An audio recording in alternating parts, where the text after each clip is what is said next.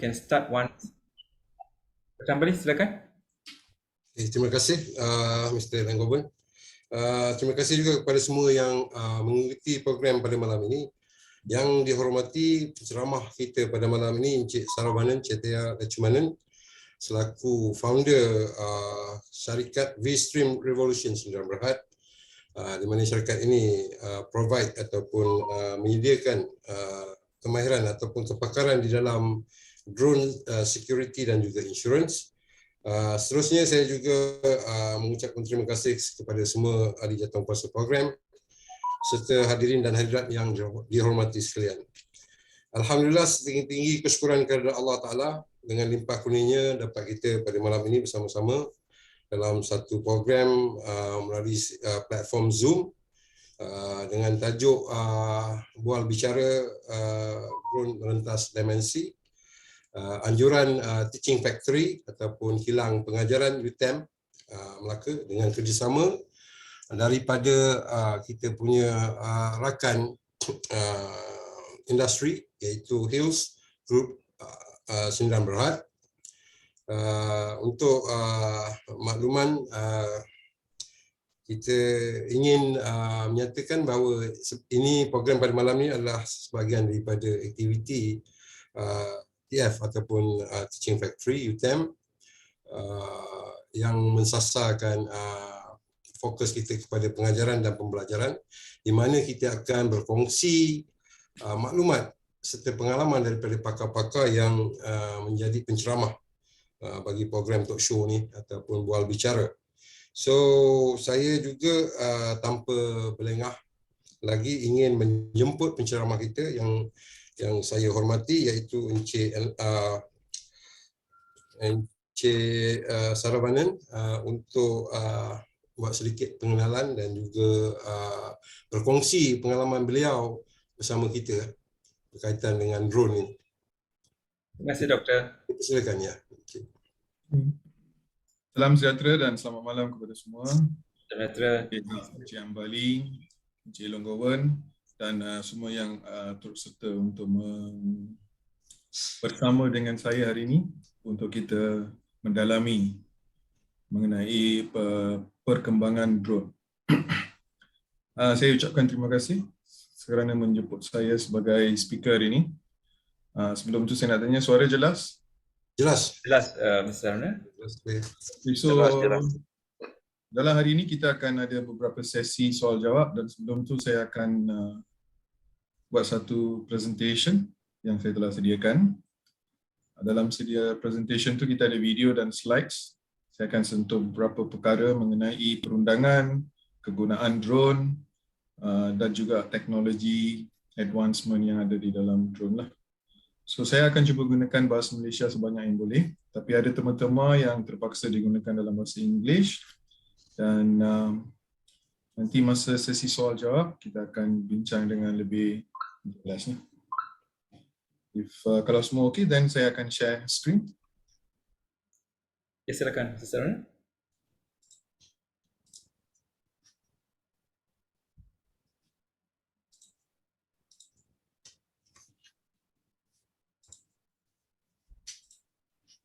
Sedang buka. Sedang buka. Baru nampak dia punya screen, Doktor. Okey, video on, Mr. Saravanan. Okey. Cuma So ini adalah drone light show. Ini adalah untuk satu percara perasmian. boleh increase dia punya volume ke, Mr. Saravanan? Saya rasa dengar tapi sikit. Kuatkan lagi. Sekarang okey.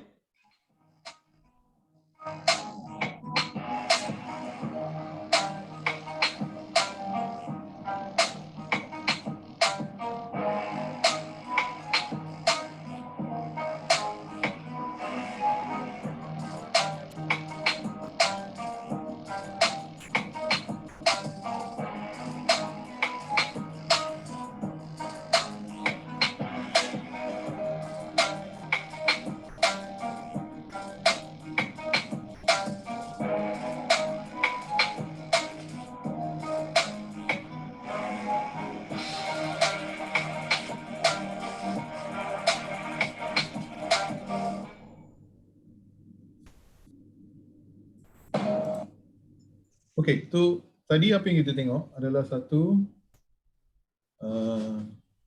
drone light show.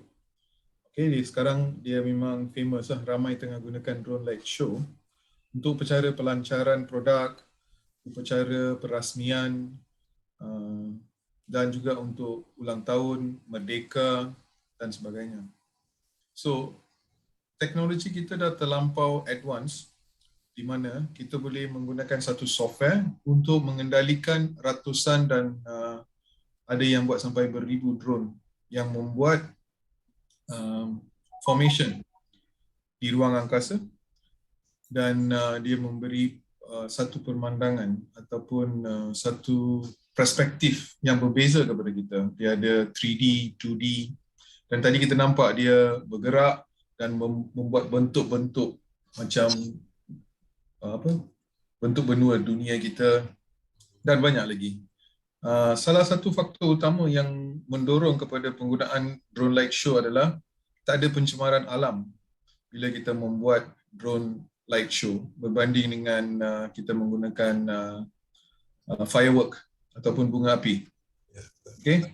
Dan juga bunga api ini boleh ada dia punya risiko-risiko dia tersendirilah. So ramai ataupun ramai yang sedang mendorong ataupun cenderung kepada penggunaan drone light show. Di Malaysia pun kita dah ada banyak masa TM launch dia punya produk, masa Lima, masa Hari Malaysia, dan banyak syarikat-syarikat persendirian dan juga pihak kerajaan menggunakan drone light show. So saya mulakan dengan tu supaya kita tahu betapa berkembangnya teknologi drone. Seterusnya saya akan berbincang sedikit sebagai mengenai syarikat saya iaitu V-Stream Revolution. Saya nama saya Saravanan. Saya adalah pengasas dan founder of V-Stream Revolution.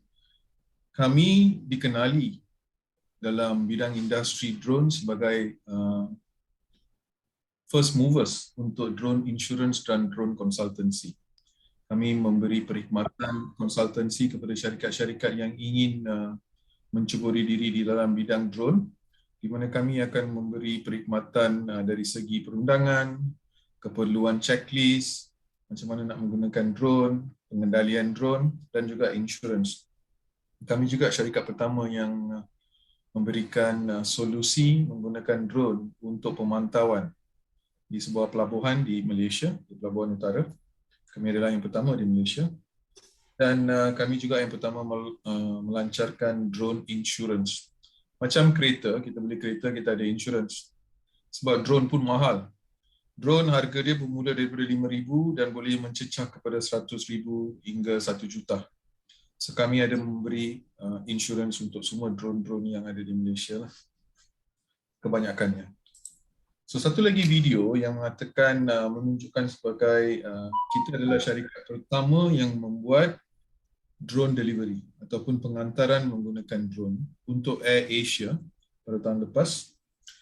Ia telah witnessed by YB Khairi Jamaluddin masa tu. Dia adalah Menteri Mosti bersama dengan CEO Air Asia Tony Fernandes, CAM dan sebagainya. Saya berbangga dengan ini sebab kami telah mendapat kelulusan yang cukup daripada pihak berkuasa iaitu Civil Aviation Authorities of Malaysia untuk mengendalikan POC, Proof of Concept. So kita tengok video ni dulu.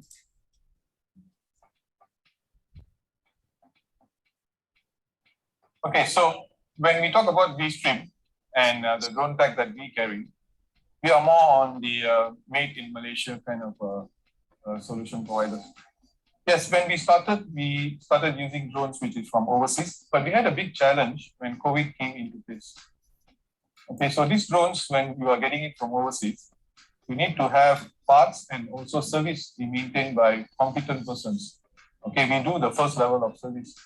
So then we cannot bring them down at this time, but the drone has to go on operation. So that made a big shift for us. So we started looking into local talent who can build a drone. By doing that, we are helping the local talents to also progress along with the industry, and also it helps us to give better solutions to the clients. We are proud to say we just launched our website and people can now apply for drone insurance online. Okay, and we cover public liability and also all risks. In addition to that, we also give additional services for the operators out there who have trouble getting permits from CAM or GPAM or also SIRIM. So we have those services also included in our drone insurance solution.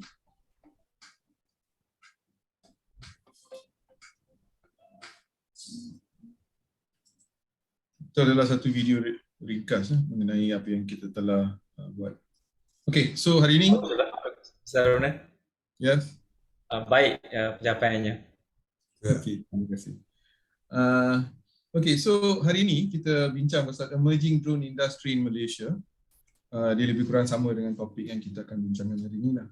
So kalau kita tengok skrin ni, boleh nampak kita ada drone light show, agriculture drone, mapping drone, inspection drone, recon and surveillance drone, delivery drone, fotografi, mail and hail.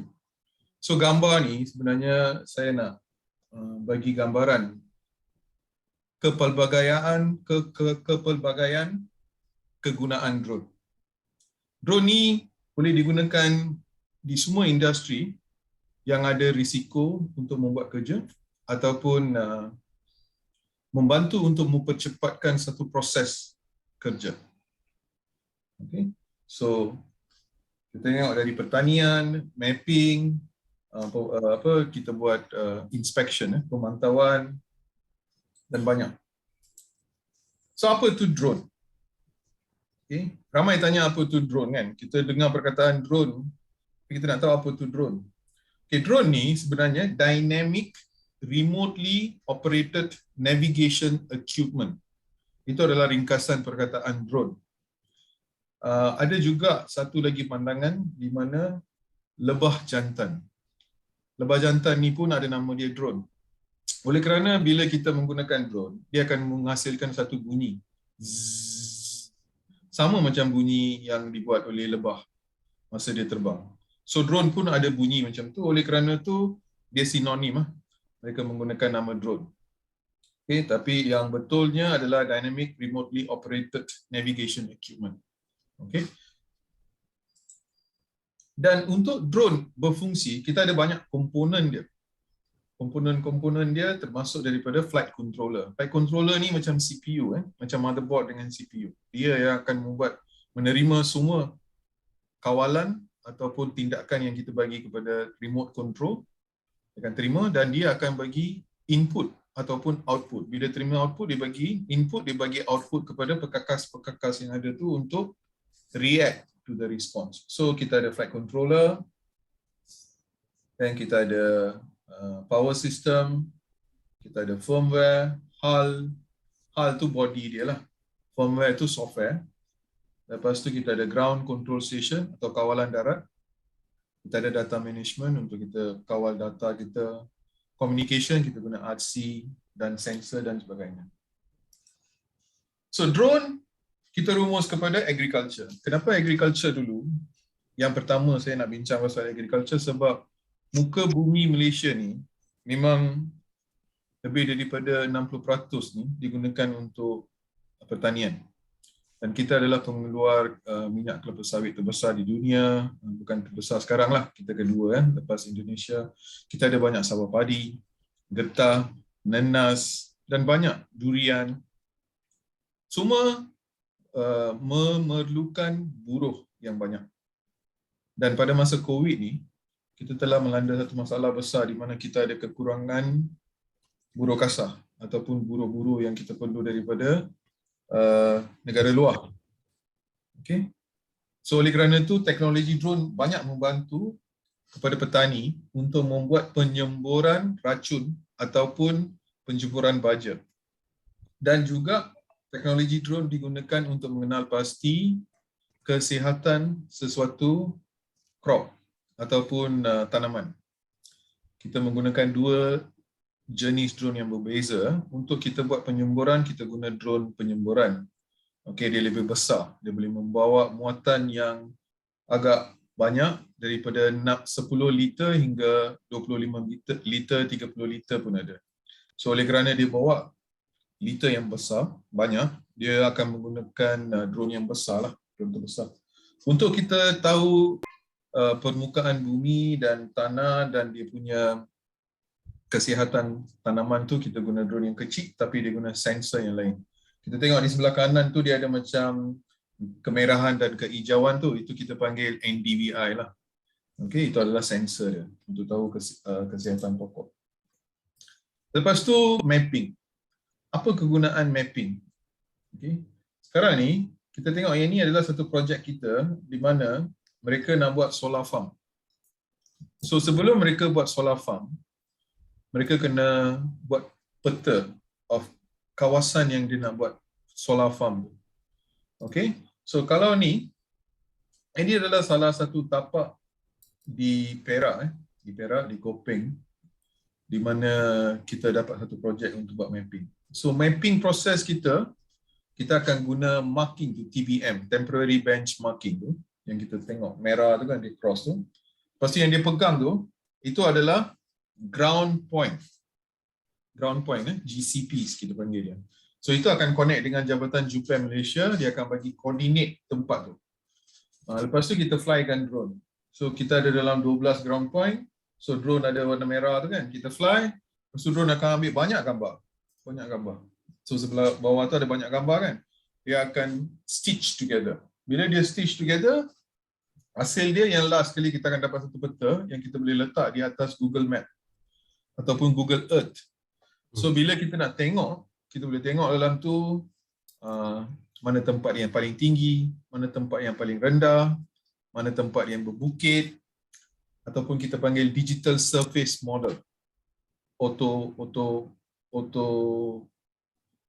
photo and so on. So, bila kita boleh overlay dalam sistem ni, dan dia boleh integrate dengan BIM, Building Information System.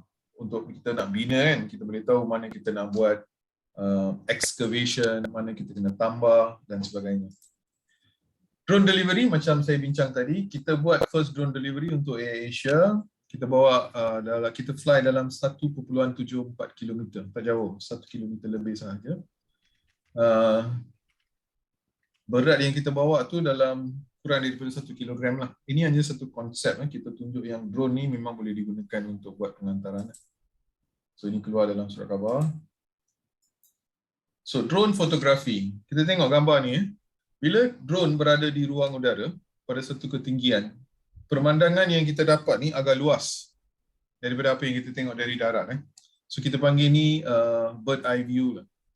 Okay, so ia juga digunakan, drone fotografi banyak digunakan untuk mempromosi sesuatu tempat yang kita nak buat pembinaan.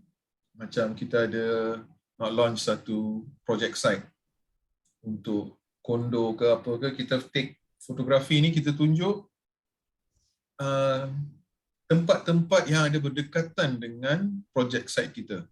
Macam jalan raya, hospital, jalan utama dan lain-lain lah. Macam hospital ataupun nearest, kita cakap pasal nearest amenities, 7-Eleven, 99, shopping complex dan sebagainya. Ataupun dia guna untuk lain-lain. Okay, drone insurance, memang kita offer drone insurance kepada semua, untuk semua jenis aktiviti drone yang ada di Malaysia lah. Kita juga drone inspection, power line.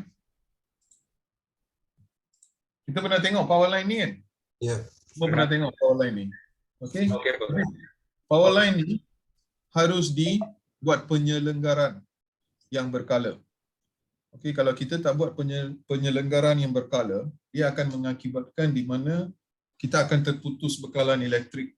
Bila bekalan elektrik terputus, syarikat TNB akan mengalami kerugian yang besar.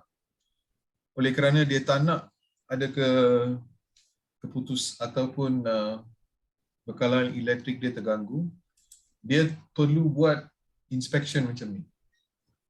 So sebelum ni, inspection ni dia gunakan banyak jenis kaedah, banyak kaedah. Ada yang Orang yang buat inspection tu dia terpaksa climb atas, dia guna wire dan sebagainya, dia climb. Ada tempat yang diguna skylift dan juga guna helikopter. Okey, dengan kamera yang ada lensa yang besar yang boleh zoom. Semua ni ada ancaman kepada keselamatan orang yang membuat inspection tu. Setelah drone diperkenalkan dan bila kita tahu drone ni dapat membantu membuat kerja dengan selamat dan dia mempercepatkan proses untuk mengenal pasti sesuatu kerosakan.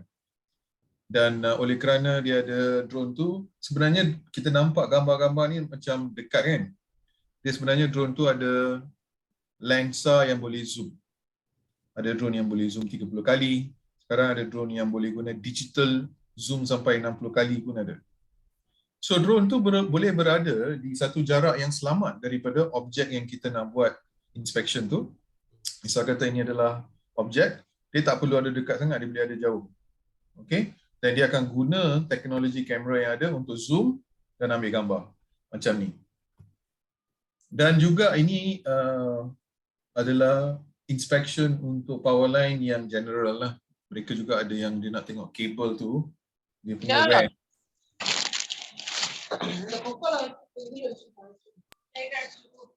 I think you have to mute the participants' mic.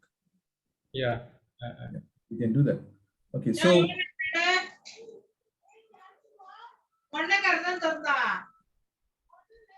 Mana satu ah?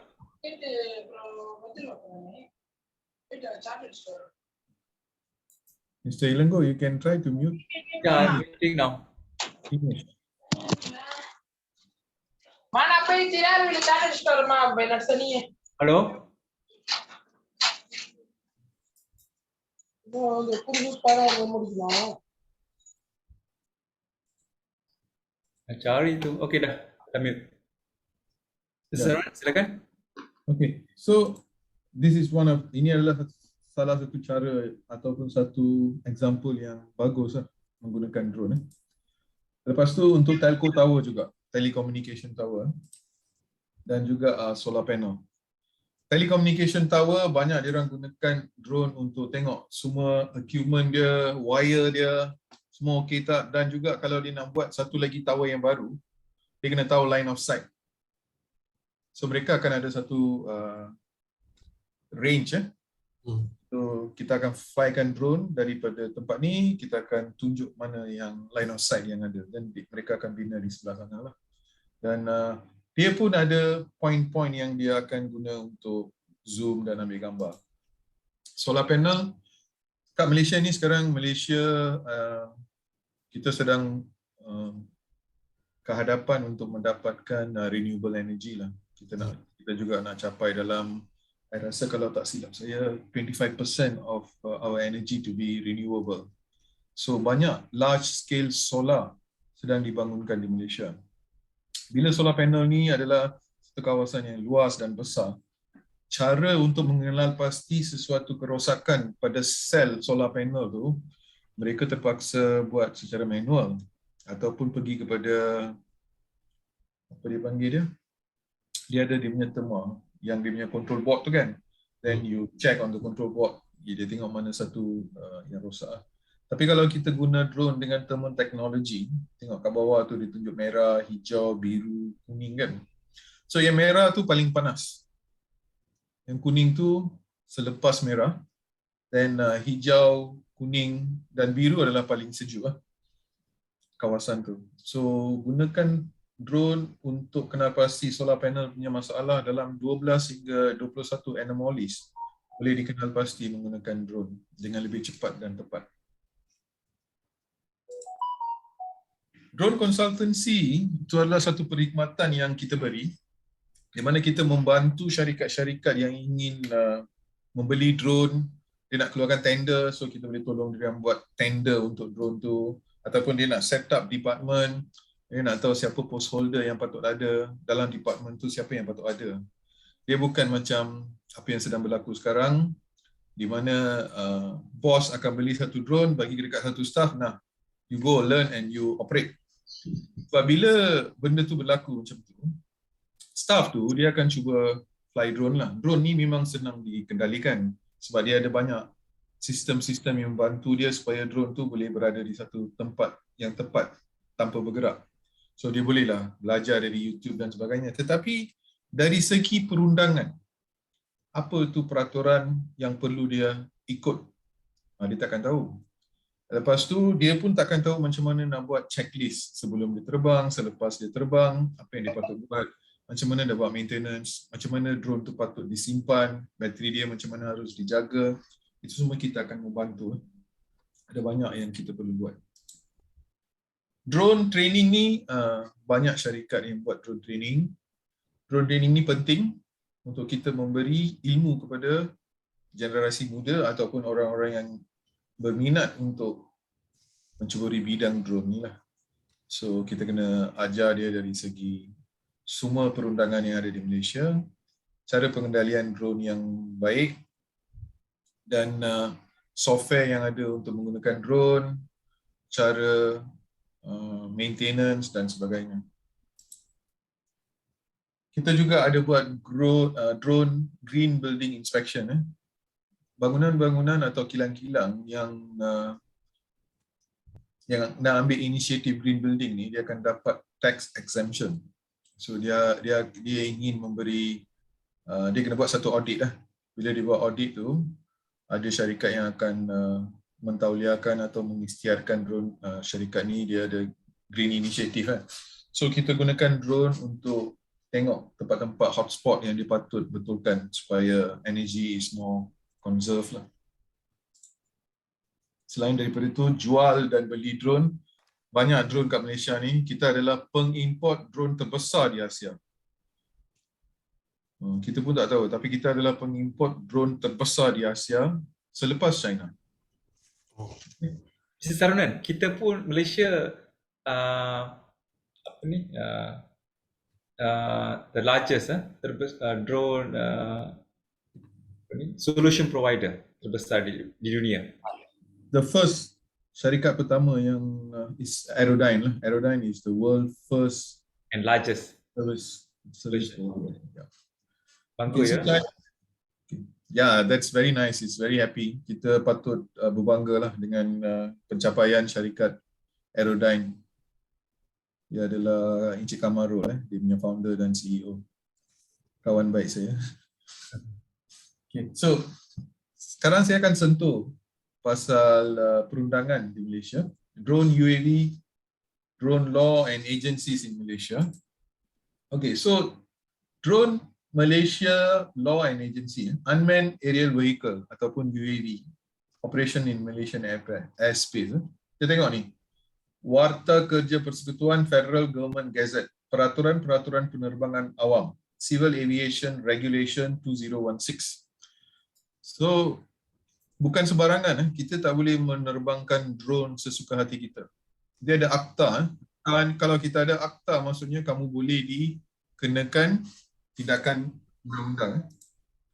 So, agensi yang terlibat dalam industri drone pertama adalah Civil Aviation Authorities of Malaysia ataupun kita panggil dia CAAM, CAM atau CAAM. Okay. Secara ringkas, flight above 400 feet. Then drone UAV above 20 kilo, 5 kilometers radius from airport. Okay. Ini maksudnya you boleh terbangkan drone 20 kilogram ke bawah tapi kena ada permit. Semua kena ada permit. Dan jabatan lagi satu adalah Jabatan Ukur dan Pemetaan Malaysia, JUPEM. Okay, so apa role JUPEM dengan CEM? JUPEM, dalam JUPEM ada special force daripada tentera. Mereka akan memastikan setiap penerbangan yang kita buat tak ada ancaman kepada keselamatan negara. Okay. So bila kita buat permohonan untuk dapatkan permit, kita kena dapatkan daripada JUPEM dulu. So JUPEM akan tapis tempat yang kita nak terbang dan juga juru terbang dan juru gambar. Dia akan tengok, dia akan hantar detail juru gambar dengan juru terbang kepada polis untuk buat vetting. Lepas tu dia akan tengok tempat yang kita nak terbang. Adakah ini tempat sasaran penting? Adakah tempat ni tempat-tempat kawasan larangan macam Putrajaya, macam Jabatan Perdana Menteri, High Court, Police Station, semua.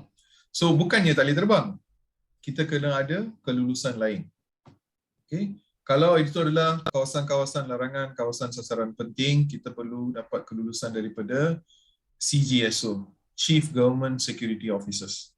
Mereka adalah bertanggungjawab untuk keselamatan semua harta benda kerajaan. Okay, so kelulusan dia akan bertambah. Lepas tu MCMC, Malaysian Communication Multimedia Commission ni, dia akan pastikan semua frekuensi yang kita guna ni adalah frekuensi yang telah ditetapkan, iaitu 2.4, 5.8, 433. Itu saja yang kita boleh guna. Kita tak boleh guna frekuensi lain macam 900, 144, 500, itu semua kita boleh guna. So siapa yang buat pengesahan? SIRIM akan buat pengesahan. Bila kita import drone daripada luar masuk ke Malaysia, syarikat yang buat pengimportan tu perlu ada satu proses yang memerlukan SIRIM memberi satu sertifikat. Sertifikat tu akan bagi kepastian yang frekuensi yang digunakan adalah sah. So apa tu Civil Aviation Regulation 2016? Okay, so secara ringkas, bila kita buat penerbangan, kita kena ada 30 meter daripada drone. Kita tak boleh ada dekat 30 meter daripada drone. Kita tak boleh ada orang ramai berdekatan dengan drone. So kita ada 5 meter radius. Fine not exceeding 50,000 for individuals or jail not exceeding 3 years. Fine not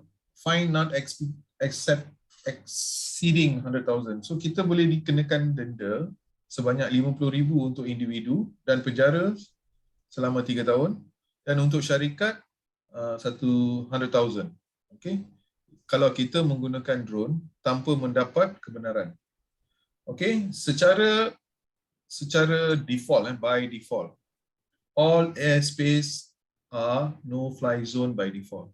Maksudnya semua ruang udara adalah kawasan yang kita tak boleh terbangkan apa-apa tanpa kebenaran.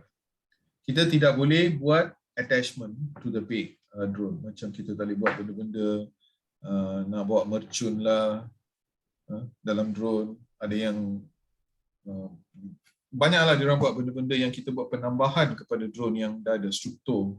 Kita tak boleh tambah atau kita tak boleh bawa benda-benda yang berbahaya dalam drone. No commercial operation without permission. Kita tak boleh buat sebarang operasi komersial tanpa kebenaran. Safe is pilot's full and sole responsibility. Keselamatan masa kita buat penerbangan atau pengendalian drone adalah sepenuhnya di atas pengendali drone tu, pilot. Okay.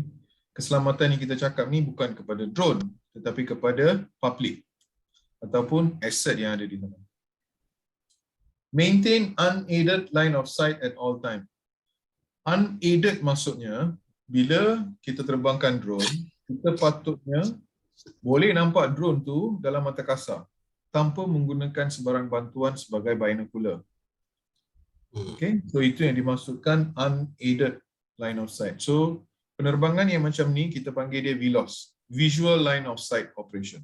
Maksudnya bila kita terbang kita sentiasa boleh nampak dan pandang drone. Berat yang dibenarkan adalah 20 kg.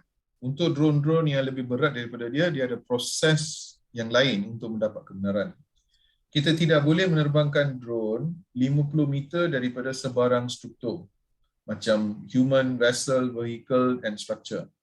Dan kita juga tidak boleh terbangkan drone di atas orang ramai yang lebih daripada 1,000 orang. Kat stadium, kat Dataran Merdeka, ini semua sebab dia orang tak bagi kita terbang kat sana lah. Dan daripada residential, commercial dan industrial 150 meter daripada struktur-struktur tu. Okay. Dan ketinggian yang dibenarkan adalah 120 meter ataupun 440 feet di ruang udara. Kita tak boleh terbang lebih tinggi daripada itu sebab selepas itu ruang udara itu digunakan oleh light aircraft, helikopter dan kapal-kapal kecil. Okay. Okay, saya dah pastikan tadi. Okay, JUPAM. Apa role JUPAM tadi kan? JUPAM is department under the Ministry of Natural Resources and Environment. Untuk pengetahuan kita, JUPAM adalah salah satu agensi yang paling pertama di Malaysia. Is oldest agency in Malaysia. Sebab dia nak petakan Malaysia masa tu kan. Two main role is providing survey infrastructure for Malaysia, mapping and cadastral services under the ambit of mapping activities. JUPAM is also responsible of aerial photography for primary security purposes. Macam saya cakap tadi, role JUPAM adalah memastikan keselamatan negara terjamin masa kita membuat sebarang penggambaran udara. Di mana MC dia lebih kepada frekuensi yang kita guna. Sirim akan pastikanlah ini adalah salah satu sampel certificate.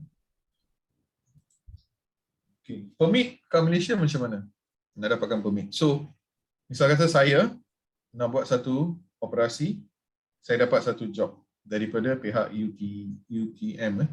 So, official letter PO from the client to the company. So, UTM kena bagi satu surat PO, purchase order kepada saya. Then client must provide GPS coordinate of location. So UTM kena bagi saya lokasi mana nak buat penggambaran. Then pilot background clearance PDRM tu daripada JUPAM. So kita bagi first submission kepada JUPAM dulu. Kita hantar semua maklumat kita, surat pelantikan untuk membuat kerja, dan surat tuan tanah yang memberi kebenaran untuk kita membuat penggambaran kat sana. Lepas tu semua detail penerbangan yang kita nak buat, kawasan yang kita nak buat penerbangan, koordinat, gambar, drone, pilot, syarikat punya information semua kita bagi kepada JUPAM. Dalam masa 2 minggu, JUPAM punya proses is online. Dia punya permohonan adalah secara online. Bila kita dapat kelulusan, kita buat pembayaran RM50 untuk 1 hari. Kalau kita punya kerja tu 1 minggu, RM50, darab 7 macam tu. Okay. Setelah kita dapat kelulusan daripada JUPAM, baru kita majukan kita punya aplikasi seterusnya kepada CAM. CAM pula akan pastikan dari segi pengendalian drone yang kita buat dan ruang udara yang kita nak gunakan. Dia akan pastikan keselamatan ruang udara terjamin masa kita buat penerbangan. Kalau kita buat penerbangan kurang daripada 50 meter, tak ada NOTAM. Tapi kalau kita punya operasi lebih daripada 50 meter, kita perlu NOTAM. NOTAM maksudnya Notice to Airman. Maksudnya setiap kali kita nak buat penerbangan drone tu, kita kena call tower. Macam aeroplane nak take off, dia akan call tower kan. Kita kena call tower bagi tahu, okay, kita nak mulakan kita punya operasi hari ini adalah NOTAM kita. Bila kita bagi tahu NOTAM, tower akan tahu kawasan yang kita buat penerbangan. Dan kalau ada kapal, helikopter, apa-apa yang terbang kat sana, dia akan bagi tahu kepada pilot yang mengendalikan pesawat tu yang di kawasan ni ada operasi drone pada ketika ini. Untuk pilot tu peka dan dia boleh buat penerbangan yang lebih tinggi atau dia boleh elak. Okay, selepas kita dapat kelulusan daripada CAM, kalau tempat tu macam Putrajaya, kita perlu dapat daripada PBT ataupun Putrajaya lah, Putrajaya Holding. Kita kena dapatkan kelulusan daripada Putrajaya dan baru kita boleh buat kita punya penerbangan. Ini adalah sampel surat dan permit. Okay. So Malaysia ni kita ada no-fly zone. Apa tu no-fly zone? Setiap kali kita nak fly drone, kita kena peka daripada operasi kita. Kita tak boleh fly di military aerodrome, traffic zone, control airspace macam aerodrome, airport, critical infrastructure macam Bakun Dam, water treatment plant, restricted area macam pelabuhan, private land, and prohibited areas not removable. Kita tak boleh terbangkan drone dalam 5 km di kawasan lapangan terbang. Okay, kita memang tak boleh. Okay, 8 nautical mile lah, 5 km tak boleh. Kita tak boleh fly. Macam KLCC adalah no-fly zone. Ada banyak tempat, Istana Negara is no-fly zone. Putrajaya is no-fly zone. Banyak yang kita nampak gambar-gambar kat Facebook yang dia ambil gambar-gambar jambatan kat Crystal Bridge dekat mana tu, Penang Bridge, semua dia ambil gambar, sebenarnya itu semua salah. Kita tak boleh buat. Macam tu. Okay, so itu saja daripada saya dari segi slide. Saya rasa Terima kasih, Sarwan. I rasa Dr. Hambali ada Ya, terima kasih. question from the graduates and so on. Dr. Hambali, silakan. Terima kasih Encik Saravanan. Agak you punya explanation atau penerangan berkaitan drone tadi sangat detail, holistik, daripada jenis drone sehinggalah dia punya application, and then dia juga bagi contoh application untuk mapping, untuk agriculture, and then badan ataupun agensi yang terlibat di dalam drone lah. Terima kasih banyak di atas penerangan yang sangat jelas. Saya ada satu soalan untuk Encik Saravanan selaku kita punya speaker jemputan. Soalan ni berbunyi begini, apakah perkara yang lebih signifikan yang diharapkan oleh pihak industri daripada akademik, orang-orang akademik yang ada di universiti contohnya, yang diharapkan daripada ahli akademik lah, you punya expectation lah pada academician untuk drone ni, teknologi drone ni. Okey, satu soalan yang memang baik sangatlah. Sebagai industry player dalam bidang drone ni, kita punya expectation adalah untuk dapat graduates yang dah tahu macam mana nak mengendalikan drone yang pertama. Itu banyak yang boleh belajar macam mana nak gunakan drone. Tapi kita sebagai Malaysia, kita harus membuat penyediaan untuk mereka dan membina drone buatan Malaysia sendiri. Buat masa sekarang, banyak akademi, universities, mereka banyak buat research untuk gunakan drone, tapi saya nampak masih tak hasilkan flight controller sendiri. Kita masih menggunakan flight controller daripada luar negara sebab dia akan mencepatkan proses untuk mencapai matlamat projek dia lah, okay, ataupun research dia. Dan kita juga tak buat banyak kajian mengenai struktur. Okay, macam mana kita nak buat carbon fiber kita sendiri dan macam mana kita nak buat pensijilan untuk carbon fiber yang kita buat tu. Dia ada strength yang diperlukan untuk membawa drone tu, dan juga macam mana kita nak buat satu aplikasi. Kita punya universiti sebanyak memang pakar untuk membuat software lah. Saya memang dah tengok banyak yang ada orang buat software. Tapi macam mana kita nak buat integration kita sendiri, di mana dia boleh digunakan pakai untuk pelbagai industri. So banyak yang kita nak macam AI, Artificial Intelligence, kepintaran termaju tu, itu pun adalah salah satu komponen utama di dalam drone bila dia menggunakan kamera. So macam mana kita nak terapkan AI tu untuk membuat prediction analysis dan sebagainya lah. So bila kita katakan drone ni, dari segi penglibatan jabatan-jabatan di akademi, dia melibatkan mechanical engineering, dia melibatkan komputer, dia juga melibatkan apa lagi Material, mechanical engineering, material, komputer, programming, software, networking pun perlu tahu. So dia melibatkan banyak jabatan di dalam satu fakulti lah. So dia harus menggabungkan semua. Lagi satu adalah data analysis. So bila kita dapat data ni, mereka perlu tahu macam mana nak buat analisis.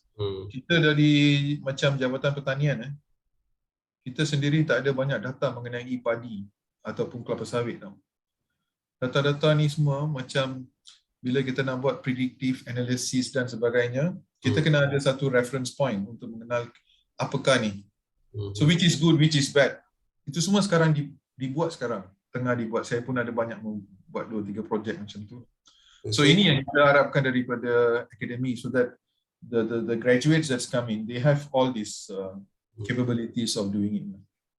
Okay, jadi adalah bidang kepakaran yang diperlukan oleh industri ataupun dia punya expectation towards kita punya graduates bidang data analysis, AI, software engineer, and then mechanical, material engineers. Semua itu adalah bidang ataupun kepakaran yang diperlukan dalam bidang drone ni. Ya, sebab tu drone ni memang betul-betul fall into the IR 4.0 sebab dia ada banyak elemen yang bukan hanya satu. Dia memang perlukan banyak elemen yang dijadikan satu produk at the end of the day. So dia ada apa multi punya disciplines. Yep. Dalam drone ni. Okay. Saya juga difahamkan kita boleh determine, kita boleh decide bagaimana kita nak tahu bahawa contohnya macam buah nanas. Kita boleh decide menanas tu sudah boleh dipetik ataupun kita boleh harvest dia lah based on color coding. Itu pun antara data analysis untuk betul. Itu yang kita tadi saya sebut pasal bila kita menggunakan drone di sektor pertanian. Kita buat banyak drone ni banyak membantu dari segi kalau macam kelapa sawit ni bila kita fly masa dia dah buat nursery transfer kepada land tu kan. Bila dia transfer, straight away kita boleh buat tree count. Bila kita buat tree count tu untuk 1 hektar, so bila kita buat tree count mengatakan okey 1 hektar ni kita ada 100 pokok. Straight away plantation management boleh calculate berapa baja yang diperlu, berapa workforce dia perlu. So dia dah calculate, dia dah save. Dia tak akan beli lebih, dia tak akan beli kurang. So lepas tu bila kita buat penerbangan, kita boleh rumuskan ni kepada semua jenis tanaman lah. Sawit ke, nanas ke, sama. So bila pokok tu membesar, kita buat penerbangan, kita gunakan teknologi kamera, multispectral ataupun hyperspectral, selalunya multispectral ataupun NDVI, untuk tengok kesihatan pokok tu dari segi pokok yang subur akan hasilkan fotosintesis yang lebih. Bila dia ada fotosintesis yang bagus, warna daun tu, bila kita pakai NDVI, kita tengok dia punya gambar tu, warna dia boleh memastikan yang pokok-pokok yang sihat dan tak sihat. Bila kita kenal pasti pokok yang tak sihat tu, kita boleh concentrate kita punya workforce untuk treat pokok tu. Dan juga bila kita tengok satu penanaman macam selalunya nanas dia tanam daripada kawasan yang betul-betul rata. Tapi kelapa sawit bukan macam tu, dia ada permukaan yang tinggi dan rendah. So bila kita buat pembajaan, selalunya bila hujan, air hujan ni akan mengalirkan baja tu yang kita telah tabur tu kepada kawasan yang lebih rendah. Dan kita dapati kebanyakan pokok-pokok yang ada di kawasan rendah tu lebih subur daripada pokok yang ada ke atas. Itu juga jadi satu faktor di mana kita kena hantar workforce untuk more concentrating onto the trees that is not getting that potential thing. Tapi untuk mengenal pasti buah tu dah matang untuk dituai atau menuai, proses kita nak ambil pokok tu kan, buah tu kan, itu memerlukan analisis yang kita panggil AI lah. Sebab dia kena ambil gambar warna buah tu. Okay? Dan bila kita tengok nanas ni, dia ada crown kat atas. Crown maksudnya yang daun kat atas tu lah kita panggil dia crown. Lepas tu buah, lepas tu dia punya daun yang kat tepi tu kan. So agak sukar jugalah untuk kita capture dia dengan lebih betul-betul. Drone ada kat atas, pokok ada kat bawah. So drone kena pergi satu angle. Tapi kalau semua pokok tu selari, dia ada method untuk flying, untuk capture lah. So itu memang macam kelapa sawit dia orang nak buat tapi susah sebab drone tak boleh nak masuk celah-celah dahan yang ada tu kan. Banyak dahan. Alright. Terima kasih. Okey, saya ada soalan yang kedua. Berkaitan dengan penguasaan teknologi drone ni. Kita di Malaysia ni, dia punya level tu kat mana? Macam tadi kita sebut kita ada syarikat yang membuat perkhidmatan drone terbesar di dunia. Dia memang Aerodyne itu syarikat dia lah. Kita kena cakap apa tu fakta lah. Aerodyne is one of the biggest dan dia ada employee lebih daripada 2,000 staff yang menggunakan drone dalam banyak bidang. dari dalam bidang untuk TNB untuk membuat pemantauan berkala, ada juga constructions, oil and gas, agriculture sekali. Syarikat-syarikat drone kat Malaysia ni termasuk syarikat saya, kita dapat banyak exposure di luar negara. Ada juga syarikat kita yang telah pun pergi membuat banyak projek di luar negara. Saya adalah ahli muda Malaysian Unmanned Drone Activist Society. Kita ni banyak membuat roadshow untuk mempromosikan fly safe dan juga drone technology. Saya dengan tim-tim saya pergi banyak tempat dan penglibatan rakyat Malaysia dengan drone ni memang we are very good at it. Kita baru-baru buat Pahang Drone Festival 2-3 bulan yang lepas. Kat situ pun masa kita buat dekat Kuala Lumpur tu, ramai yang datang. Saya buat competition untuk fly drone kan. Ramai budak yang daripada yang sekolah menengah sampai pun yang bekerja pun datang. Mereka fly, mereka buat banyak. So pengendalian drone untuk flykan drone tak ada masalah. Software pun ada. I would say we are among the top in this region. Okay. So kita juga adalah macam mana tadi cakap di export yang kedua selepas China. Untuk Doktor. mengimport drone paling banyak Mengimport drone kedua kedua. So, Lepas China lah, China pengeluar kita pengimport. Manufacturers all semua tu kan. Kita more into apply lah. Kita lebih kepada penggunaan. Ya betul. Seterusnya saya bukalah kalau ada tetamu kita nak tanya soalan ke. Siapa-siapa daripada guest kita, tetamu yang hadir. Boleh dengar saya tak? Boleh? Okay. Nama saya Hanizam. Okay, first of all, terima kasih Mr. Saravanan, Dr. Hambali as a co-moderator, Mr. Elangovan. Terima kasih Dr. Hanizam. Thank you very much. I punya soalan ni very basic lah actually. Because just now Mr. Saravanan mentioned about the frequency 435 to 438, right? The frequency allow to fly the drone. Kat Malaysia ni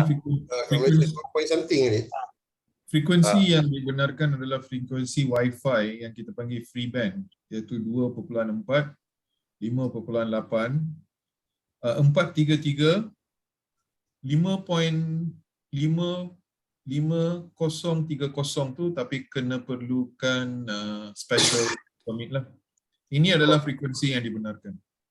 That one khusus untuk Malaysia saja tu atau seluruh dunia? Okay, free Wi-Fi ni 2.4, 5.8 around the world memang guna tu lah secara dia short range free frequency. Tapi daripada pengalaman saya, drone-drone yang dikeluarkan daripada China dan negara lain, khususnya drone yang digunakan untuk membuat pemantauan macam border protection ataupun dia nak buat banyak pemantauan yang dia nak fly jauh, frekuensi dia akan rendah. Selalunya mereka menggunakan 900 dan 500 untuk video, 900 untuk data. Tapi di Malaysia 900 digunakan untuk selular. Maxis dan sebagainya. Oleh kerana itu kita tidak dapat menggunakan 900 lah. For example, I ada drone dekat IMA site and dah fix ada punya frekuensi, and then ada maybe overseas punya company minta I train dia untuk belajar drone ke, then I cannot apply my frequency to their country lah kan. Cara kita membuat ni adalah dengan macam Malaysia kita ada keluarkan spektrum yang allowed. So kita kena first identify negara mana yang kita nak buat. Kita nak hantar drone ni. Either klien tu memberi kita maklumat atau saya selalunya akan cuba Google lah. Dapatkan frekuensi yang allowed kat sana. Kita boleh tengok daripada Civil Aviation punya website kat sana, what is the allowed frequency untuk penggunaan drone. Macam baru-baru ni kita ada bagi satu quotation kepada Nigeria. Kat sana dia tak ada restriction sangat. Tapi macam India dia ada restriction. So kita kena tengok kat mana. So kita dapat frekuensi yang allowed kat sana. Then kita tailor-made our drone untuk meet dia punya requirement. I see. Okay, okay. Tapi kalau drone tu tak perlu, kalau VLOS saja dia punya operation, 2.4, 5.8 dah okey dah, tak ada masalah. Oh. I mean talking about insurance kan just now. Yeah. Normally premium kita bayar berapa? Okay, kita ada dua jenis insurance. So saya buat business kit, sorry. Saya jawab soalan. Ya, Kita silakan. ada No, because kita pun ada banyak set drone nanti. Encik, So kita pun nak fikirkan untuk ambil insurans lah. boleh. So insurance ni dia ada dua lah. Satu public liability untuk keselamatan bila syarikat mengendalikan drone. Kita tak nak pengendali tu kalau dia secara by mistake dia jatuh mencederakan orang ataupun aset di mana kita ada tuntutan daripada pihak ketiga, kita menggunakan public liability untuk membayar. Public liability ini terpulang kepada kita nak cover berapa. Yang paling rendah adalah 500,000, paling tinggi kita pernah buat sampai 5 juta lah. So maksudnya dia boleh claim banyak benda, insurance untuk damage lah, macam-macam kan, sampai lawyer fee semua. So itu terpulang kepada kita.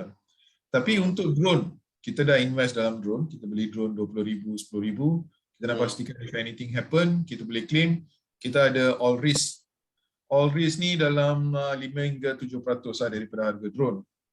Okay. Tapi kalau drone tu lebih daripada 10 kg dan operasi dia lebih kompleks, kita ada satu lagi iaitu UAS drone insurance. Dia punya percentage dia kena kira. Dia akan kira faktor pengendali, operasi, jenis drone, dia punya calculation memang tak ada lah. Itu terpulang case by case. Dia cover 100% lah, total loss dia akan cover. Dia cover total loss, tapi setiap insurance ni dia ada excess fee lah. Excess fee dia 1,500 paling kurang. Itu standard lah. Kita boleh, we can assume it is just like your car insurance. Kalau kita nak hantar Sirim ke camp untuk apply academic, drone academic ke, perlu ada insurans ke? Drone Academy maksudnya kalau kita nak buat application for RPTO, syarikat RPTO tu kena sediakan public liability insurance untuk drone yang you nak guna, dan itu memang kita dah buat dah untuk ramai yang RPTO. Okay. Very clear. Thank you, Mr. Darmanan. Terima kasih Dr. Nizam atas soalan yang diajukan kepada kita punya speaker. Seterusnya saya ada lagi soalan daripada kita punya pendengar ataupun participant. Salam sejahtera. Ya, Dr. Amir. Saya. Salam sejahtera. Selamat malam semua. Okey, terima kasih. Terima kasih Mr. Darmanan atas tajuk yang menarik. Thank you. Saya ada dua soalan lah. Satu soalan yang biasa-biasa je general. Satu soalan tu agak teknikal sikit lah. Okey, yang biasa tu, soalan yang biasa tu sekarang ni kalau kita lihat drone ni agak masih lagi kurang biasa lagi dalam budaya di dalam Malaysia ni lah. Dia lebih kepada peringkat penggunaan secara rasmi. Lebih. Tapi untuk penggunaan yang secara tak rasmi tu, contohnya maksudnya penggunaan oleh masyarakat luar bandar lah, adakah perkara berkaitan dengan drone ni boleh digalakkan untuk supaya menjadi satu perkara yang biasa di luar bandar oleh golongan-golongan yang biasalah, tak semestinya penggunaan secara rasmi. Contohnya yang rasmi itu seperti dalam peladangan, di sektor kerajaan ke, tapi ini di sektor maksudnya di kawasan luar bandar contohnya. Itu satu soalan saya. Okey, soalan saya yang kedua. Okey, penggunaan kamera dalam drone ni, adakah maksudnya menggunakan spek-spek yang tertentu, contohnya mengikut resolusi yang tertentu yang boleh dibenarkan penggunaannya, ataupun dia memang tak kisah, ada higher resolusi ataupun yang terbaik resolusi pun di mana-mana pun boleh guna, ataupun tertentu saja lebih baik resolusi dia adalah tak ada masalah kalau penggunaannya, walau apa pun resolution dia, megapiksel dia berapa pun tak ada masalah. Okey, itu basic je lah yang saya nak tanya. Mana ya? Boleh. So untuk soalan yang pertama tu, untuk mengharmonikan kegunaan drone kepada semua sektor masyarakat di Malaysia, tak kira lah masyarakat di luar bandar ataupun di bandar. Macam saya cakap tadi lah, kita buat Pahang Drone Festival tu kat Rompin. Itu adalah salah satu cara macam mana kita mengharmonikan kegunaan drone kepada semua masyarakat. Okay, so sekarang ni kita juga ada macam Tech Olympic di bawah Chrome, di mana dulu kita ada dengar pasal pengangkap kan, pengangkap. Sekarang ada pengangkap udara tau.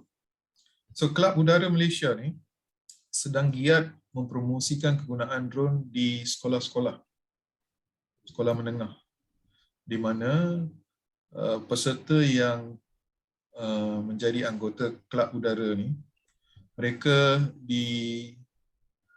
dikenalkan dengan kegunaan drone dan ada kursus-kursus tertentu yang sedang dilakukan oleh Chrome untuk seluruh Malaysia.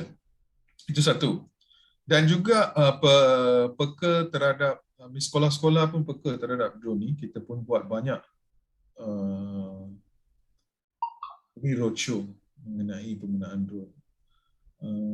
Memang bila kita pergi sana, mereka akan tengok ni sebagai satu alat yang the wow factor is there for them lah. Tetapi memang benda ni sedang berlaku. Macam kat Pahang kita dah ada satu sport center untuk drone. Setiap negeri pun macam Selangor State Government, Pahang State Government semua. Saya secara sendiri, secara dalam persatuan saya, memang kita dah banyak buat lah. So, saya nampak banyak perubahan yang sedang berlaku di mana drone ni memang is going towards that. Untuk menjawab soalan nombor 2 tu, okey, saya jawab dengan cara yang lain sebab saya pembekal drone kan. Selalunya kita dengar kepada apa kehendak pelanggan, apa yang dia nak buat. So bila dia cakap dia nak buat inspection, kita dah tahu jenis drone. So what type of inspection kita tanya. Kalau dia cakap dia nak buat inspection untuk building, so dia nak zoom fasad ataupun struktur-struktur yang ada di bangunan. So untuk dia membuat tu, kita akan tengok first, drone tu perlu ada capability to zoom. Sebab drone tu tak boleh pergi dekat sangat. Okey. Kalau dia nak buat fotografi, tak perlu ada zoom. So kita akan tengok dari situ. Lepas tu kita nak tengok apa yang dia nak inspect tu. Dia nak inspect tu perlukan just RGB, normal color, atau diperlukan thermal. Sebab dia ada keperluan untuk tengok ada haba terkeluar atau ada apa-apa gas terkeluar. So daripada situ yang kita akan pastikan kamera mana dan drone mana yang sesuai kepada penggunaan drone. Dia lebih kepada penggunaan. Dari segi kengkangan ataupun kebenaran untuk menggunakan sesuatu kamera, macam dulu saya dalam bidang security kan, saya buat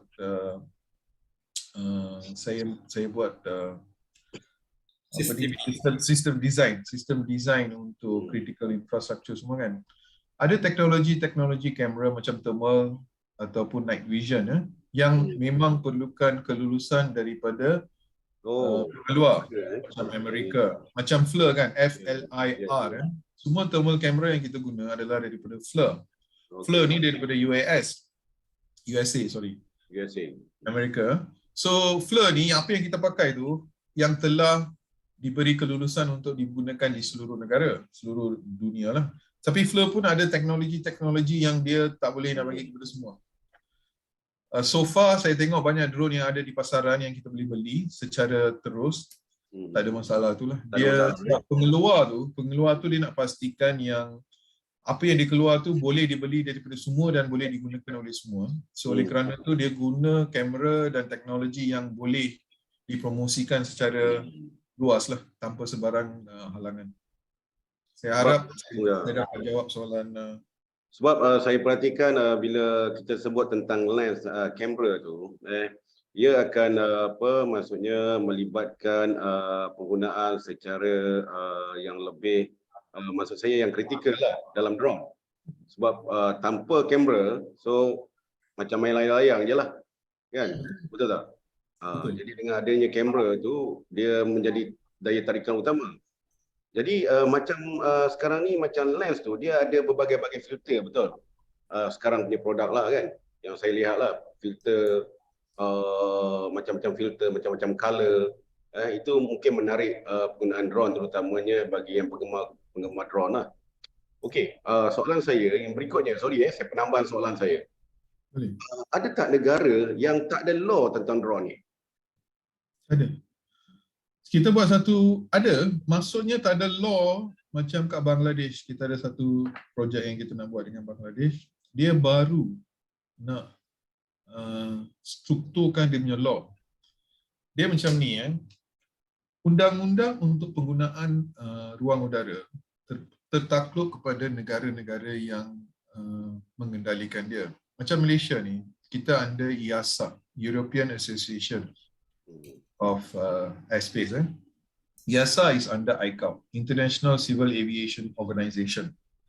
Kita under ICAO adalah payung yang terbesar untuk ruang udara. Bawah dia ada negara-negara dia. Macam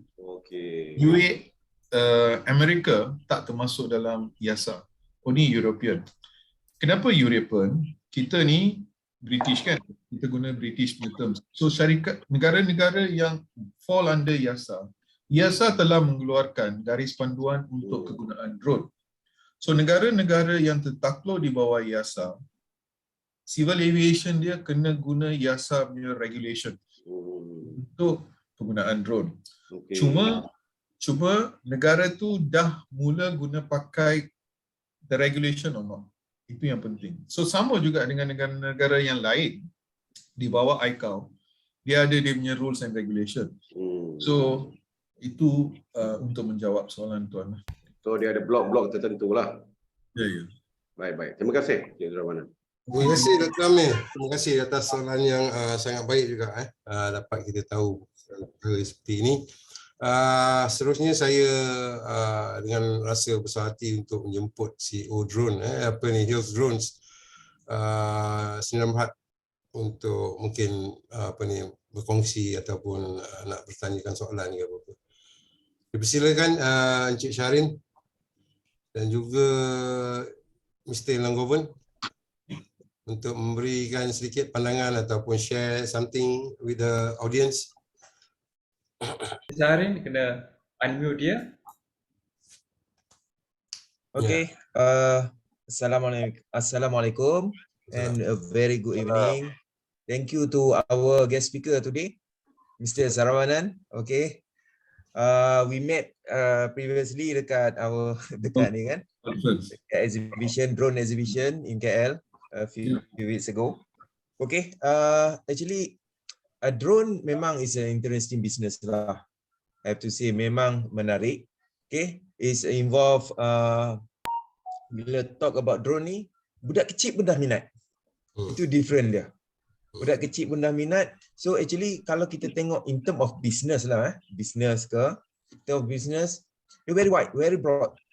So daripada budak kecil boleh tackle, daripada professional kita boleh tackle. In fact to the minister pun kita boleh tackle. So it's a very orang kata very potential and demanding business.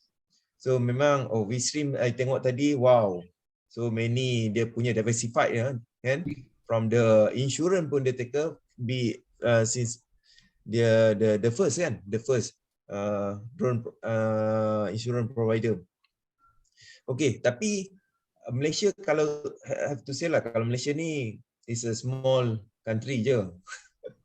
Kita pergi juga, I pergi ke KL dah jumpa Saravanan dah, Mr. Saravanan. Kan? So, kita walaupun kita in the same business ke whatever, we have to be macam support each other lah kan, support each other. Collaboration partnerships. Yes. Kita each other need, we actually need each other. Mungkin macam I, even though I still in new business, masih new, tapi I still need the insurance. Kan? I can get Mr. Saravanan to provide me the insurance. Kan? Mungkin I have another thing yang mungkin Mr. Saravanan tak ada lagi. So kita boleh support each other so that kita boleh kita dah ada Aerodyne. Kan? A good name. So bila kita kata you are from mana ni? If we want to provide the service outside of the Malaysia kan. Oh, from Malaysia. Oh dah, dia orang dah tahu dah. Because of Aerodine lah kan. Last time kita macam Tun Mahathir kan, once dulu. So bila I pergi overseas je, you from mana? Malaysia. Wow, Malaysia kan. Wow, Malaysia because of Mahathir. Oh, you from Mahathir country macam tu lah kan. So, kita pun nak jadi macam tu. So kita boleh grow. It's a very potential business. Memang boleh grow. So hopefully we can work together in future kan, support each other and we do the business in harmony way. So kita ada kita nak involvekan. So I memang nampak practitioner macam kita industri and the academician kan. Academician ni pun dia ada dia punya scope, especially in term of developing a new technology. So kalau developing without applying to actual process, satu kerugian pada negara for me. So we macam kita boleh sediakan satu platform. Okay, kita nak contoh tadi Mr. Saravanan mention about the pineapple farming kan. Mungkin kita perlukan some technical advice, some technology, some R&D from the universities. Then today actually memang a good start platform. Good start. Kita as a kick off lah antara industri dengan akademi, and for that I want to congratulate to all the people yang involved tonight kan. Hopefully kita can expand in future. Thank you very much. Thank you. So yeah, we always be very neutral because we have to work with everyone. We want to help drone operators to increase revenue, reduce risk, and operate safely. That is our motto. And the consultancy that we are running is to have anyone to come, and we always like to make sure that we can extend our knowledge to others to expand. The bigger the thing, expand, the better it is. Yeah, agree. Ya, silakan. Ada Nizam, Dr. Nizam. Tak ada. I Mr. setuju. Nengo, anything to add from Hills group apa ni? Ada question ya? Ada question, ada soalan. Okay. Okay, So, soalan dia. Mr. Afiq nak tanya tu. So anybody can answer for Afiq that? boleh buka video. Afiq. On video. Soal aja Afiq. Saya bacakan soalan ke Encik Afiq boleh? Bacakan soalan. Afiq tanya ya. Check 1 2 3. Soalan dia bunyi dia macam ni macam mana keadaan industri drone dalam masa 5 tahun akan datang? Itu soalan dia. Industri drone ni akan sentiasa berkembang kan. Kita nampak DJI dia launch Mavic 2. Dalam masa yang sama dia dah launch Mavic 3. Mavic 3 sekarang sudah ada 3 versi. 3 versi DJI Mavic 3 sahaja. Okay, so industri yang akan sangat berkembang di mana dalam 5 tahun akan datang, setiap syarikat macam dia ada photostat machine dengan printer, dia akan ada satu drone di setiap syarikat. Mana kita akan ada seorang pengendali drone di setiap syarikat. Dan drone akan digunakan untuk jenis kerja harian. Dari segi yang saya tengok paling banyak yang tak ada kat sekarang ni, dari segi reporting untuk kerja sekarang. Kita guna handphone, kita ambil gambar before after kan.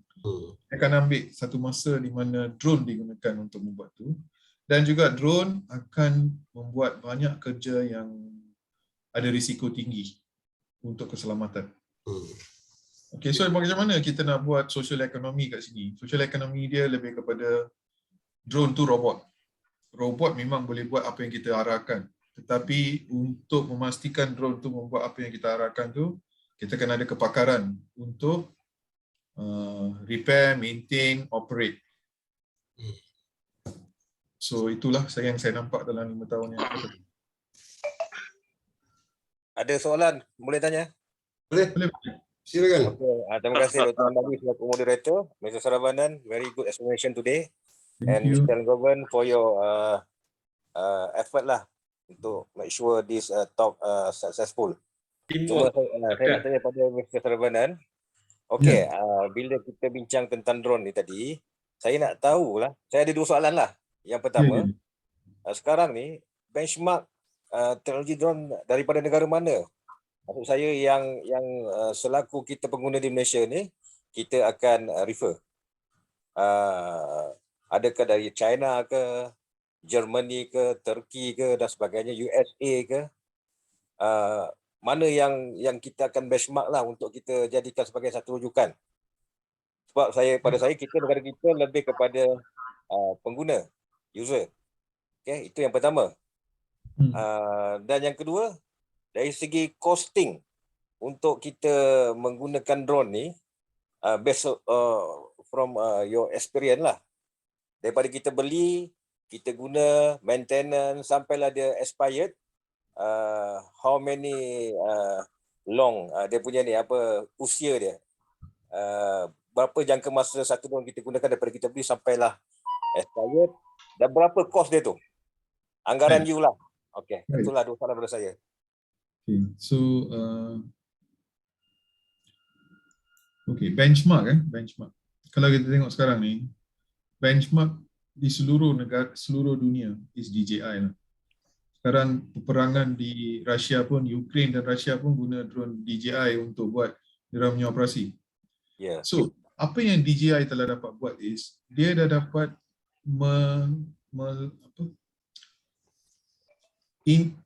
intrude to worldwide. So, semua guna DJI. Amerika, dia fight back pakai Skydio. Okay, kita rumus kepada Malaysia lah, benchmark kat Malaysia kan. Masalah utama yang brand lain tak boleh nak sustain adalah sebab orang yang nak beli tu, dia nak pastikan spare part untuk repair tu available. Dan dia boleh dapat spare part tu seluruh Malaysia. Kalau kita merumus dengan tu, DJI is number 1. Number 2 is Autel.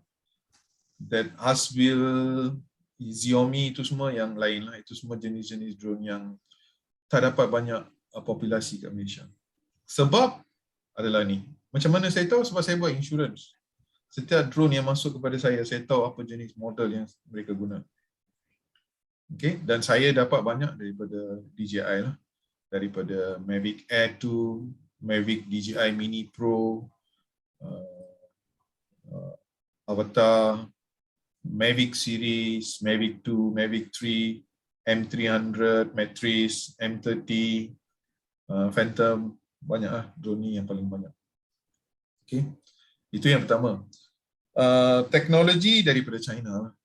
Itu yang sekarang ni China is the one who's leading the drone technology. Kita cakap pasal commercial drone lah. Tapi kalau drone yang digunakan untuk ketenteraan atau untuk lain, dia ada dia punya kelebihan dan kekurangan. Pengeluar drone terbesar di dunia adalah Israel. Israel adalah pengeluar drone military terbesar di dunia, dan negara-negara yang mengimport drone daripada Israel termasuk US, India. India adalah negara pengimport drone terbesar daripada Israel, bukan US.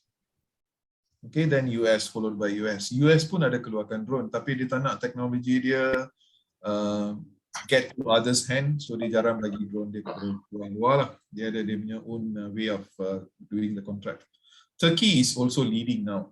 Turkey punya military drone is looked upon. People are banyak kepada dia punya drone lah. So, walaupun satu faktor yang negatif bila ada perang, tetapi itu menjadi medan di mana mereka menguji setiap teknologi yang ada. Dan negara-negara yang mengeluarkan teknologi akan dapat menjual drone dia ataupun dia punya perkakas lah, apa yang dia buat tu dia cakap is more effective. So it's a sales or whatever they use for that. So ini 2 soalan tadi kan. Dah betul? 2 soalan dah jawab?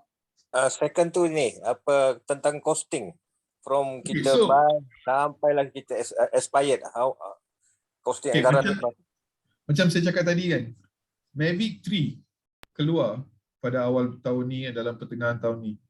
Sekarang ni dia ada 3 model dah. 3 model tau, Mavic 3 sahaja. So lifespan of one drone is dalam 2 tahun sahaja. Lepas 2 tahun you perlu tukar sebab drone lain dah datang dah, dia ada lebih banyak kamera yang lebih besar, megapiksel yang lebih besar. Lifespan dia macam tu. So kalau kita beli satu drone yang harga dia dalam 5,000, untuk maintenance selalunya drone ni, dia punya motor semua tak ada masalah. Yang masalahnya kalau kita terhempas. So gimbal adalah yang paling mahal sekali, yang ada kamera tu. Itu akan harga dia beribu lah. Tapi yang lain semua arm, propeller, body semua tak mahal, dalam beratus sahaja. Bateri dia macam mana pula? Bateri dia adalah satu rank tank yang paling cepat rosak ataupun perlu tukar. So dia bagi macam 100 life cycle atau 200 life cycle. Maksudnya charge, discharge, boleh sampai 200 kali. Tapi selalunya kegunaan dia boleh capai 60 hingga 70% saja. Takkan sampai 100%. So kalau 100 kali dia jadi 60 kali saja lah. So another 40 Ada juga yang cakap pernah sampai 100 kali. Very rare macam tu ataupun kecil. Sebab kita kena tengok, kalau you ada 3 bateri saja, you pergi buat satu kerja, you kena fly 3 kali. Setiap flight dalam 20 minit. Walaupun ditulis 40 minit, 30 minit dan effective flight time, di mana you kena kira pasal safe flying, drone tu boleh balik daripada tempat yang kita dah hantar tu semua dalam 25 minit lah. So 25 minit tu sebenarnya satu jangka masa yang panjang. Tapi kalau kerja tu memerlukan you buat inspection satu bangunan yang besar, yang kita dah letak grid, grid 1, grid 2, grid 3, kita kena ambil semua gambar. 3 bateri kadang-kadang tak cukup. So apa yang dia akan buat? Bateri nombor 1 tu dia dah charge dah sebelum dia dah cool down. So banyak faktor lah, banyak faktor. Faktor kita menyimpan drone tu, bateri tu, faktor kita mencharge, macam mana kita mencharge, macam mana kita guna drone tu, masa panas, banyak faktor. Bateri ni memang one of the highest component that you need to change. So dia pun membuka ruang untuk buat research lah bateri ni. Banyak research yang improve especially macam menggunakan fuel cell, hydrogen fuel cell. Is the other way that they are looking to give a better endurance lah untuk drone tu boleh terbang lagi jauh, lagi lama.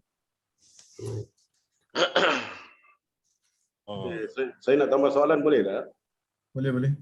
Boleh, ada masa lagi Tuan Pengerusi? Sebenarnya masa dia dah pukul 10. Tapi saya bagi peluang. Boleh? Okey. Satu soalan ni saya.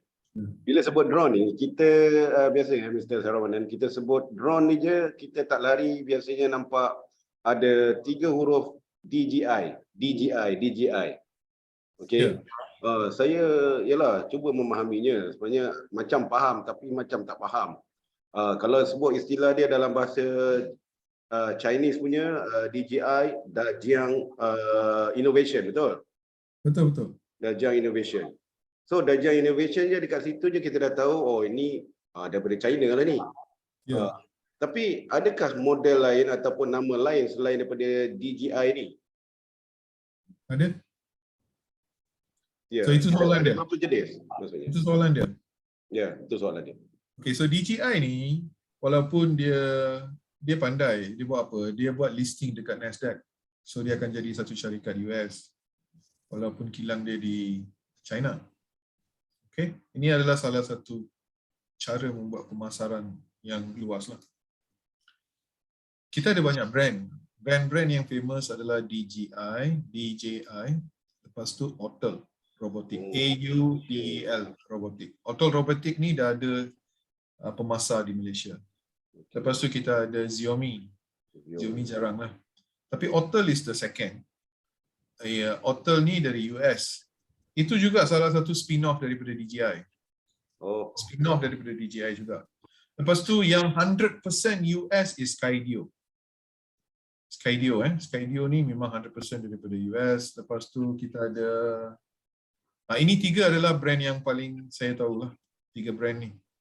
Okay. Yang lain semua ada banyak brand lah. Banyak brand yang kecil-kecil, yang besar-besar semua ada. Commercial drones are this lah. Baik. Macam mapping kita ada satu EB. Mapping EB. EB is famous for mapping. Dia dari Europe. Itu drone memang famous untuk mapping. Fixed wing. Lagi satu Wingtra also famous for mapping.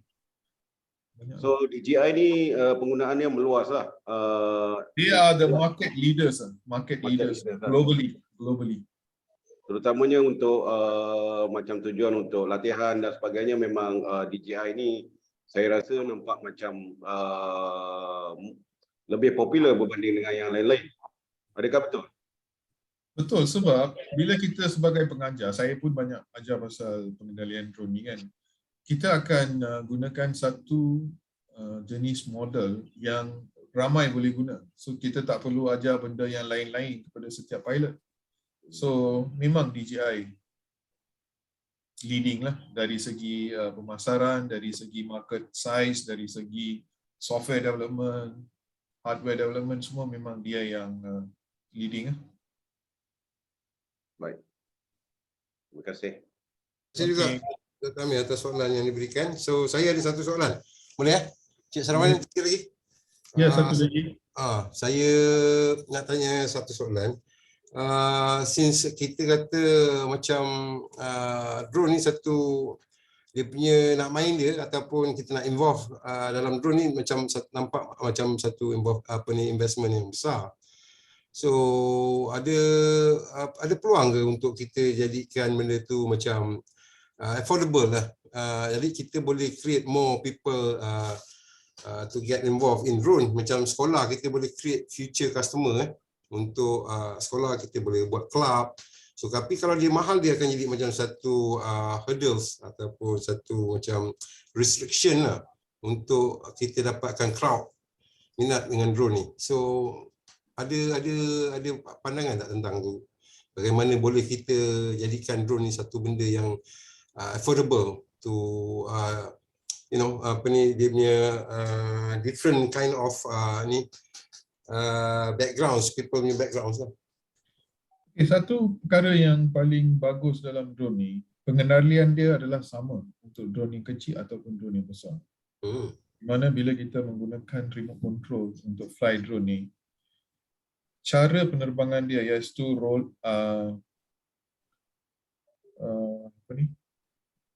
take off, land, pitch forward, pitch backward, yaw, roll, semua sama.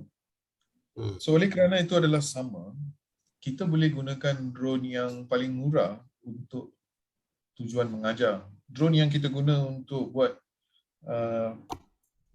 Pahang Drone Festival punya testing tu, drone tu dalam RM200 aja, 100 lebih pun ada.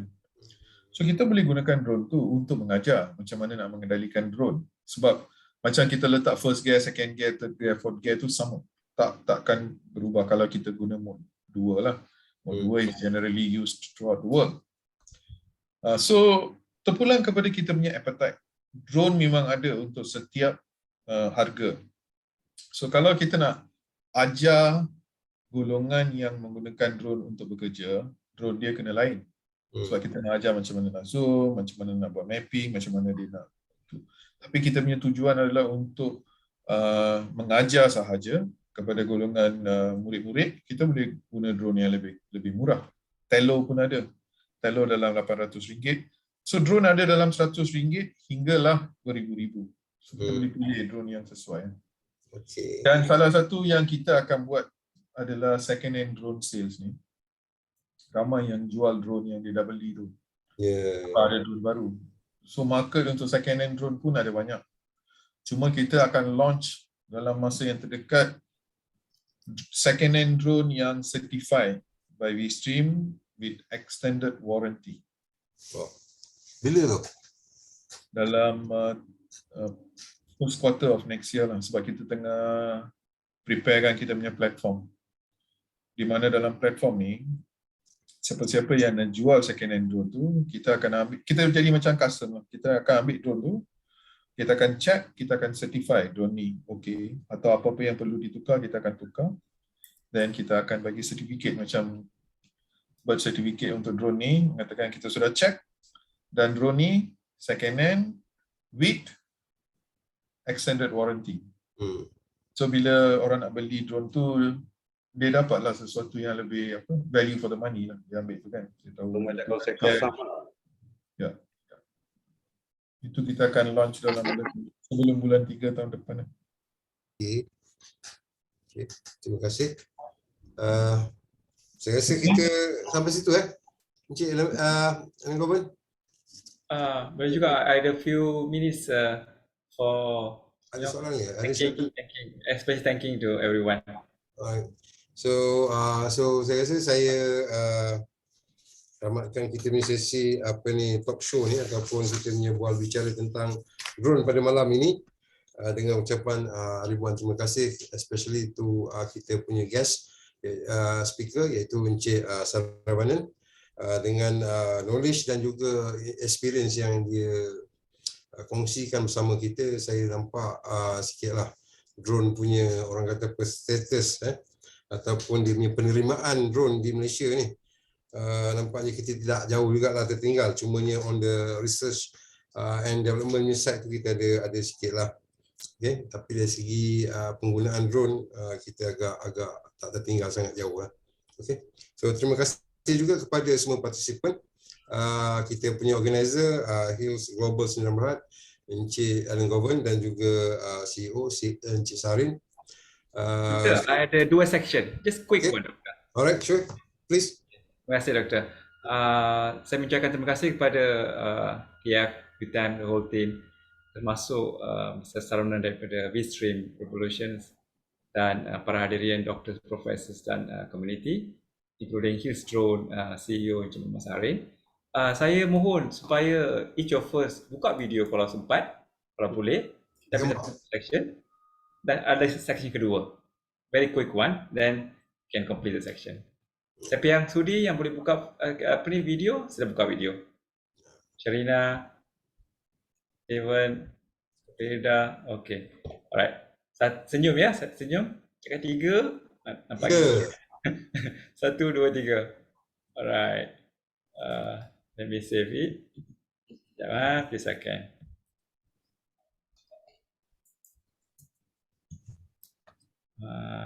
Okay. Alright. So kita ada section kedua, maknanya satu screen saja. Yang section kedua adalah sampai kita nak pukul closing ni, saya suka buat this activity, a quick one, few seconds. Daripada participant, I nak anda come out straight away, direct to the point, positively feedback, macam testimoni lah. Feedback. I suka buat, even 30 second, 15 second, silakan. Anyone, overall, dari UTM, dari community, Afiq, another drone expert is here. Of course, Mr. Saravanan, dia tahulah the positive part. Kita minta, silakan. Any one of you, a quick one. Saya bagi sikitlah pandangan ataupun feedback saya pada kita punya sesi ni. Saya rasa sangat baiklah. Kita boleh repeat benda ni, kita boleh buat lagi. Luruskan, Doktor. Teruskan usaha macam ni. Kita boleh team up ataupun JV ke dengan Hills untuk conduct this kind of bual bicara ataupun talk show lah. Saya banyak dapat maklumat malam ni daripada Encik Saravanan, especially dari segi undang-undang apa semua, and then application. Kita ingat drone tu satu drone boleh hentam practical application. Rupanya for each application you ada drone tertentu yang you guna. And then saya juga nampak macam mana untuk kita lah di TF, Teaching Factory, pasal kita drone ni sebahagian daripada kita punya strategic planning untuk drone ni. Kita nak ada kita punya certified training center, kita nak ada 3S, spare part, service dan juga sales untuk drone. Sebab Melaka I tak sure lah, Encik Saravanan, Melaka okey drone. Kita ada body ataupun agensi yang try to market ataupun introduce drone ke apa, atau semua datang daripada luar, daripada KL datang cari makan dekat Melaka. So sebenarnya saya terlibat dalam satu syarikat penerbangan, latihan penerbangan yang mengadik untuk buat RPTO kat sana. Dekat Batu Berendam? Ya, Batu Berendam. Masih on the process lah. So Kita dah ada di KL, kita dah ada di Johor, kita belum ada di utara, kita belum ada di Melaka. So Melaka can be a hub between Johor to KL. So people from Melaka, Negeri Sembilan, your target market is Melaka, Negeri Sembilan, and some part of Johor can come to your side. Even Pahang also can come. Pahang a bit jauh lah. Tapi memang boleh, market ada. Melaka punya industri pun banyak. Banyak pembangunan di Selat Melaka tu.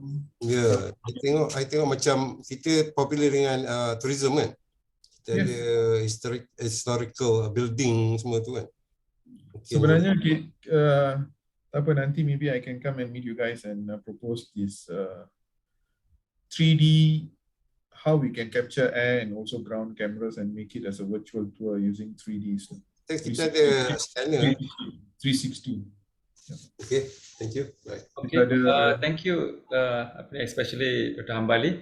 Ada peserta yang lain yang nak bagi feedback ke? Beliau daripada TF, Teaching Factory UTM.